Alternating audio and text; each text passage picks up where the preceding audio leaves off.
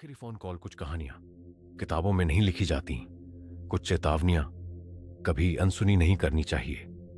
आज रात ध्यान से सुनना, क्योंकि एक बार ये कहानी सुन ली तो आईने को देखने का तरीका हमेशा के लिए बदल जाएगा। राघव ने शहर के शांत हिस्से में एक छोटा सा कमरा किराए पर लिया था। कमरे लगभग खाली थे, बस कुछ पुराने रैक, दीवार पर टूटा हुआ आईना और चारों ओर सन्नाटा। जाते जाते मकान मालिक ने उसे एक अजीब चेतावनी दी। आधी रात को अगर टेलीफोन बजे तो कभी मत उठाना, उसे बजने देना। राघव हंस पड़ा। उसे तो कमरे में कोई टेलीफोन दिखा ही नहीं था। कम से कम उसने यही समझा। उस रात ठीक 12 बजे कमरे में एक तेज घंटी गूंज उठी। राघव की आंखें खुल गईं। शेल्फ पर एक पुराना, धूल से भरा टेलीफोन चमक रहा था। उस पर लिखा था अज्ञात नंबर।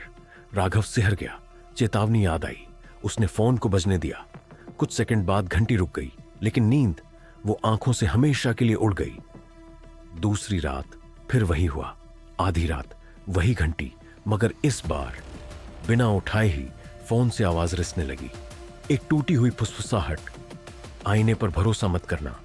राघव ने धीरे से उस टूटे आईने की ओर देखा और उसकी सांसें जम गईं।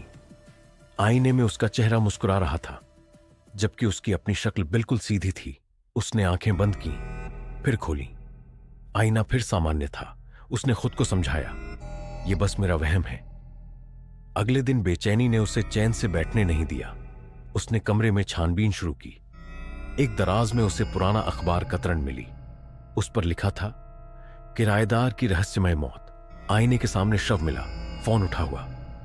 तस्वीर में वही टेलीफोन, वही टूटा आईना, और तारीख ठीक 1 साल पहले इसी दिन। राघव के हाथ कांपने लगे। किसी को या किसी चीज को उसकी बारी चाहिए थी। उस रात 12 बजते ही घंटी फिर गूंजी, मगर अब पहले से कहीं ज्यादा तेज, जैसे किसी आदेश की तरह। पसीने में डूबा राघव टेलीफोन को घूरता रहा। चेतावनी उसके दिमाग में गूंज रही थी, पर डर और जिज्ञासा हावी हो गई। कांपते हाथों से उसने रिसीवर उठा लिया। दूसरी ओर से टूटी फूटी आवाज आई, तुम्हें फोन नहीं उठाना चाहिए था। उसके पीछे आईना पानी की तरह लहराने लगा और उसका प्रतिबिंब अपने आप हिलने लगा। वो आईने से बाहर आया, खोखली, मृत आंखों से मुस्कुराते हुए।